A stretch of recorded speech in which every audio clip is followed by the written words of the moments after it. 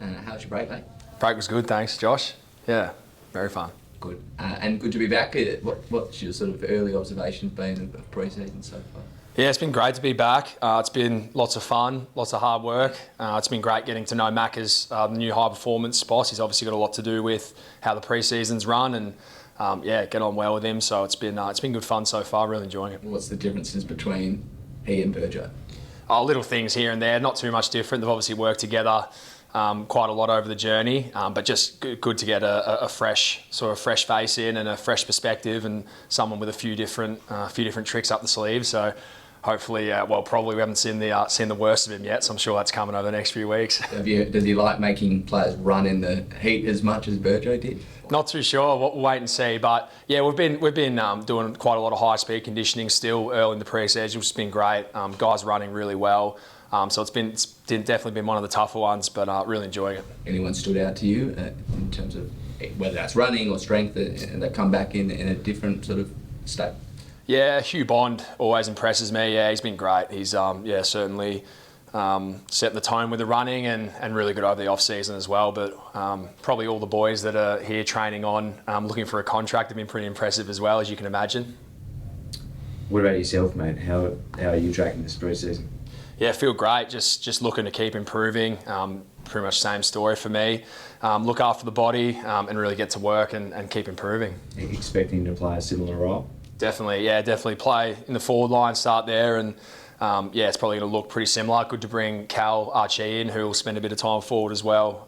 So learn off him as well. He's got a lot of experience. But yeah, pretty similar for me, mate. Just trying to get to work, build the conditioning, and have fun while I'm doing it. What does he bring to the group, Cal?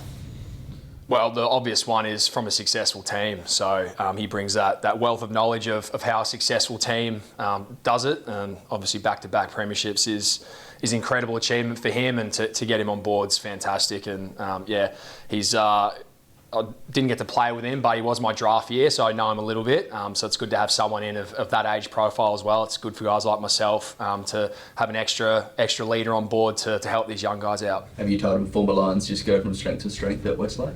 Yeah, absolutely. I think that's what Reedy's trying to claim, that he's got another level to go to, which is pretty scary. So we'll wait and see. You talk about the forward line being sort of similar. What change do you think Cal's inclusion and Tex being another? I feel like we write Tex off every year and he plays every game, but what sort of change do you think maybe we might see in terms of those three talls and of course Cal's inclusion? Yeah, there's definitely that option.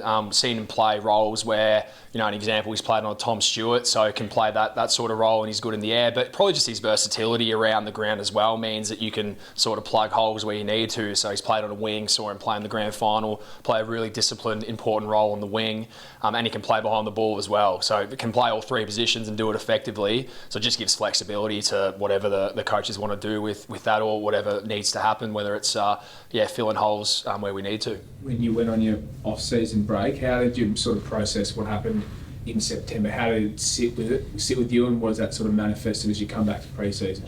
Yeah, just extra motivation to want to get back in as soon as possible and start doing the work. So it's always you always look forward straight away and look forward to what you can improve on and what you can do next. So that was really the mindset for me, which is probably not too dissimilar to every other year. Has the group addressed it or reviewed those finals games yet? Not where we sat down and just watched the finals, but we're working on things now, and we've looked at clips of all areas of our game, as we do every pre-season. But of course those games feature since they were late in the year, so if you want to call that a review, I guess it is. But it's more so just an overall look at our game plan, our game style, how we can get better, just continually tweaking. So just keep the train rolling and keep trying to improve this pre-season. What are some of the major tweaks you've got done in the off-season, rather? Well, one thing we've looked at is the rule changes coming in, so that's been a big one. So look at that and look at how we're going to work around that. That's going to be pretty important for every team. And then, just areas of our defence.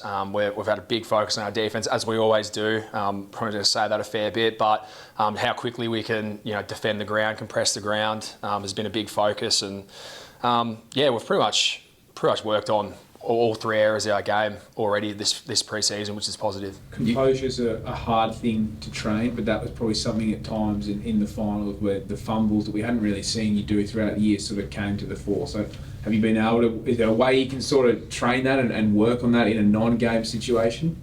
It's tough. It's probably just doing everything under fatigue, which we are, and then just having a massive emphasis on executing. So yeah, it's really just on the leaders to drive that when we're out there, and when the fatigue creeps in, make sure we just get the most out of every drill, get the most out of everything we can in this period, and then that sets us up for game time when the games roll around. So yeah, tough thing to work on, but that's going to be the emphasis for us, just execute under fatigue. You said Bondi's been really impressive with his running. I feel like Dan Curtin's been leading a lot of the running as well, and he looks enormous.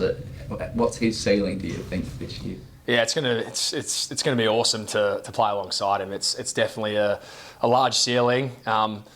Yeah, don't want to, obviously wary of building him up too much this early. Don't want to put too much unnecessary pressure on the young fella, but yeah, super impressive guy. He's one that I was lucky enough to take him in, and he lived with me for the first few weeks this time a couple of years ago. So it's really cool to see his growth. And another one that's probably the multiple positions, like I was talking about with Cal, which makes it so exciting for us, and having that running ability and that size, he can do multiple different roles, which makes it so easy for us boys to play around that.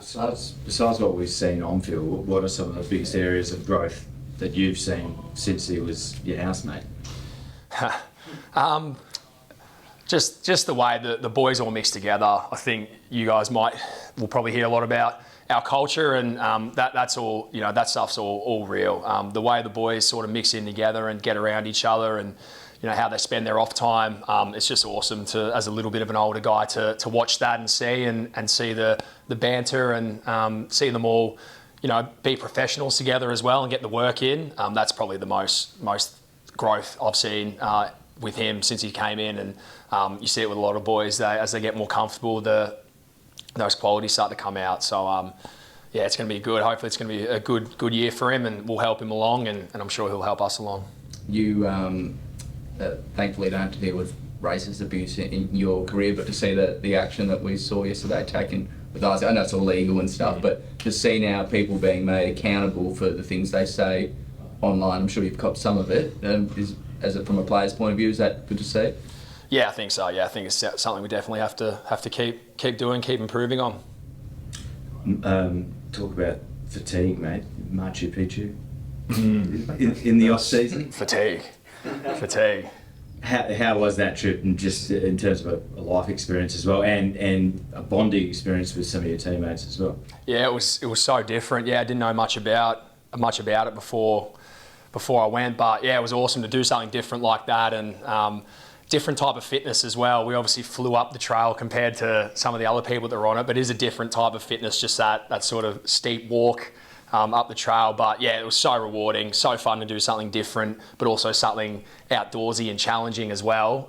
With the boys was fantastic. So yeah, we really enjoyed that. It's one we'll keep in the memory bank for sure. It was a bucket list achievement. So that was great fun. Whose idea was that? Riley O'Brien. Yeah, he's the historian, the brains behind the operation, and he was a bit of everything. He was the travel agent as well. So yeah, it's good to have a mate like that organises everything. But we all had fun. Maxie was on the trip, who's obviously a lot younger, and he was just as in awe as the rest of us. He loved it, so it was really good fun. Were there any fines for taking a photo with your shirt on? No, it was the weather was tough there. It was obviously altitude was one thing, but then the heat as well, as you sort of got higher, was tough. So not something we're not used to, but it was it was good fun. Any just in reference to the rule changes, are there any in particular that have been hard to get your head around? Does texting you can play to 40 now with 5 on the bench? Yeah, probably the one that we haven't been able to really work on yet, because we don't have the umpires and the boundary umpires as the last touch. But since we've got the SANFL boys here and the SANFL coaches, that hopefully is one that once we start playing, it won't be as much of an issue. And then the other ones, the stand the mark will obviously be a little bit of another adjustment, but as you see, everyone adjusts pretty quickly when that was brought in, so I think we'll be all right. You watch lots of sports around the world. Does it frustrate you or grind your gears at all that every pre-season you come back and there are like fundamental rule changes that you have to get your head around? probably gotten used to it now that something's going to tweak every year. And I'll be careful what I say because Greg Swan's a former colleague and friend of mine, so I get behind what he's doing there. But yeah, I think it's something we're used to now. We have to adjust, and yes, yeah, probably every sport's always sort of adjusting a little bit. So it's not something that'll. It's always done with the best intentions for the footy, for the fan, and for the league. So I'm sure it'll once everyone's used to it, it'll be a real positive thing for the league.